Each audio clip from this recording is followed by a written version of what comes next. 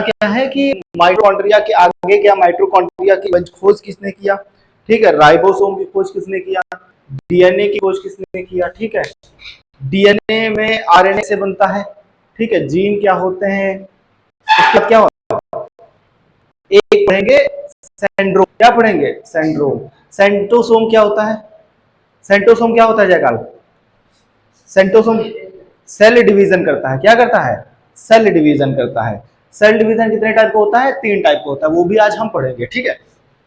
तो सबसे पहले हमने बात करी किसकी, एक सेल है, मेरे पास है एक सेल है, और इस सेल में सबसे इंपॉर्टेंट क्या है, माइटोकॉन्ड्रिया, सबसे इंपॉर्टेंट क्या है, माइटोकॉन्ड्रिया।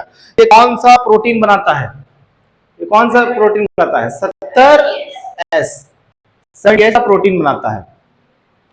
माइटोकॉन्ड्रिया की खोज सबसे पहले किसने की थी, अल्टमैन, किसने किया, अल्टमैन ने किया था। बताओ इसकी खोज करता कौन है, अल्टमैन ने किया था। कोई दिक्कत है, बताओ क्या हुआ, सेंट्रोसोम खोज किसने किया, बताओ, माइटोकॉन्ड्रिया की खोज तो इसने किया, अल्टमैन ने, सेंट्रोसोम वो बेली ने किया, किसे किया, वो बेली ने किया। लाइजोसोम की खोज किसने किया, लाइजोसोम की किया डी डुवे ने, किसने किया, डी डुवे ने। ये लाइजोसोम हो गया, ये सेंट्रोसोम हो गया। क्रोमोसोम की खोज किसने की, पहले तो समझते हैं न्यूक्लियस, न्यूक्लियस की खोज किसने की, ब्राउन ने, रॉबर्ट ब्राउन ने किया। उसके बताओ क्रोमोसोम की, क्रोमोसोम की खोज किसने की,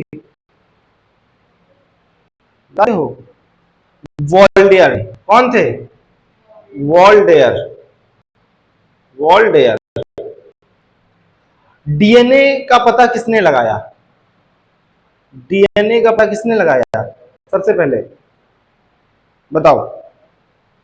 तुम लोग जब मैंने तुम लोगों को पढ़ाया था बायोलॉजी में ये सब, तो तुम लोग इसके गूगल पे जाके चेक नहीं कर पा रहे थे, क्यों जयकाल, नहीं चेक कर पा रहे थे उसमें कि भाई डीएनए का पता किसने सबसे पहले लगाया,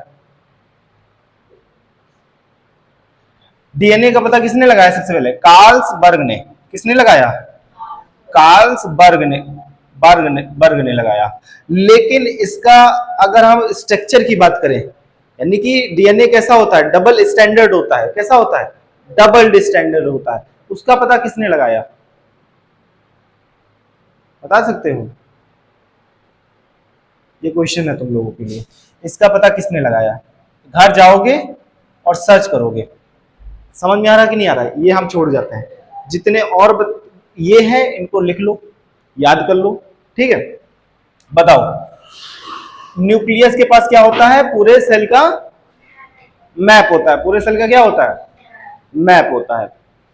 उसके बाद बताओ लाइजोसोम क्या करता है, मार देता है, वैक्यूल्स क्या करता है, पानी स्टोर करता है, ठीक है। सेंट्रोसोम क्या करता है, सेंट्रोसोम क्या करता है, कोशिकाओं का सेल डिवीजन करता है, क्या करता है, सेल डिवीजन करता है, ठीक है, बैठ जाओ उधर। उसके बाद बताओ ईआर क्या करता है, एंडोप्लाज्मिक रेटिकुलम क्या करता है, कंगाल, यानी कि सिंपल सा ढांचा उसको प्रोवाइड कराना, ठीक है। अब देखते हैं हम क्या, सेल डिवीजन, क्या देखते हैं, सेल डिवीजन। अच्छा देखो, अगर लाइजोसोम मर गया तो सेल खराब हो जाएगी, मतलब पूरी खत्म हो जाती है। अब एक चीज याद रखो, अगर न्यूक्लियस, अब ये सारे मर गए, वैक्यूल्स भी मर गया, सेंट्रोसोम भी मर गया, ईआर भी मर गया, लाइजोसोम भी मर गया, और क्या होता है एक, और कुछ होता है इसमें, क्या बचा है, राइबोसोम्स, इंपॉर्टेंट क्या है, राइबोसोम, ये सब मर गए, बचा कौन, न्यूक्लियस।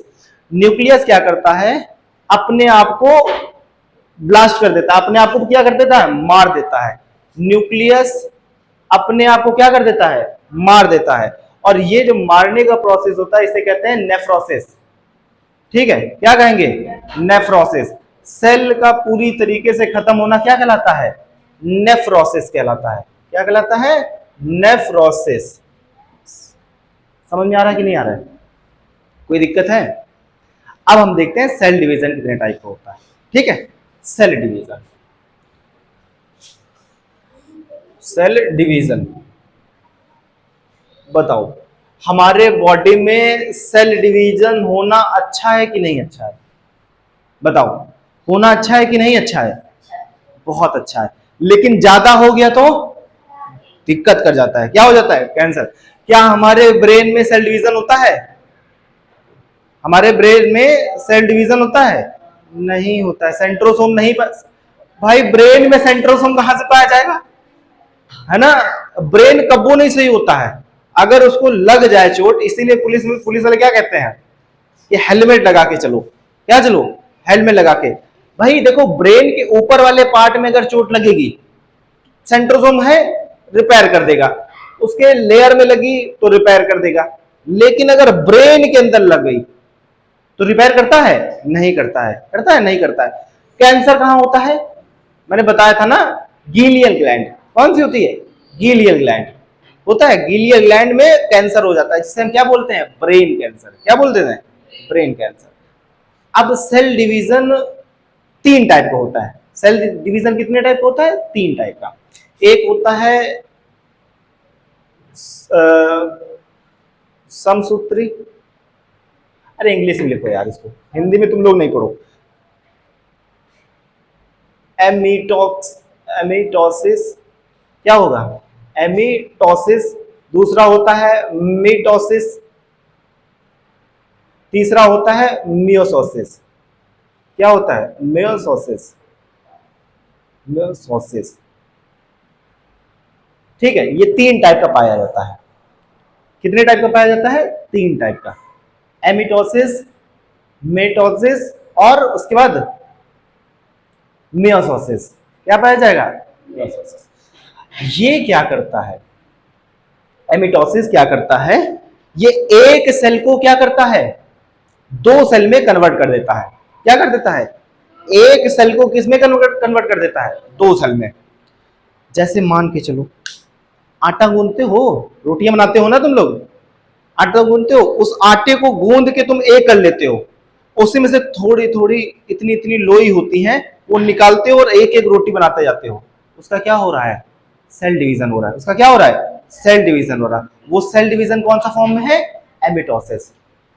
बताओ, चावल खाना ज्यादा अच्छा है कि रोटियां खाना अच्छा है? सबसे सिंपल चावल होता है। सबसे सिंपल चावल होता है। चावल फट 2 मिनट बन जाता है। मतलब 2 मिनट नहीं, उसको लगता है टाइम, 10 से 15 मिनट लगते हैं, लेकिन चावल में कुछ करना पड़ता है। वो लड़कों की तरह होता है चावल, कुछ नहीं करना पड़ता है। लेकिन लड़कियों की तरह क्या होता है? रोटियां। भाई साहब, उसको पहले पानी डालो, आटा गूंदो, आटा गूंद के उसको थोड़ी देर रखो, रखने के बाद रोटियां बनाओ। रोटी बन जाती है तुम लोगों से? भाई हमसे एक ही चीज नहीं बनती है, रोटी नहीं बनाना आता है। हम कभी बनाते हैं ना, तो उसमें एकदम धर के चपेट देते हैं उसको, तो होती है चिपक, चिपक जाती है, और चिपकने के बाद छूटती नहीं है। तो हम उसको क्या कर लेते हैं, एक बार में ऐसे करते हैं और प्लेट लेते हैं, और प्लेट से गोला गोला काट लेते हैं, काम खत्म। तो रोटियां बनाना बहुत साला मुश्किल काम है, लेकिन अगर उसको प्रैक्टिस करोगे तो आसानी से हो आ जाती है। ठीक है, जयकाल कहता है हम चावल पे काम चला लेंगे।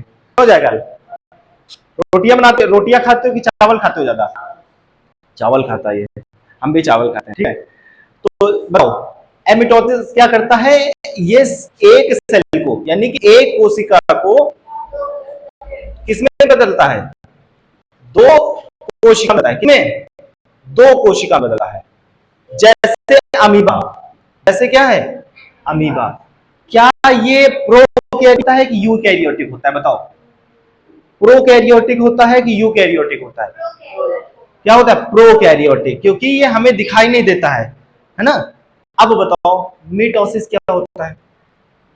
मीटोसिस क्या करता है कि ये एक, चाहे मेल हो चाहे फीमेल हो, जैसे मान के चलो ओवम है, ओवम और स्पर्म, ठीक है, ये क्या करते हैं कि इन बहुत, देखो ओवम भी कितने रहते हैं? 2 रहते हैं।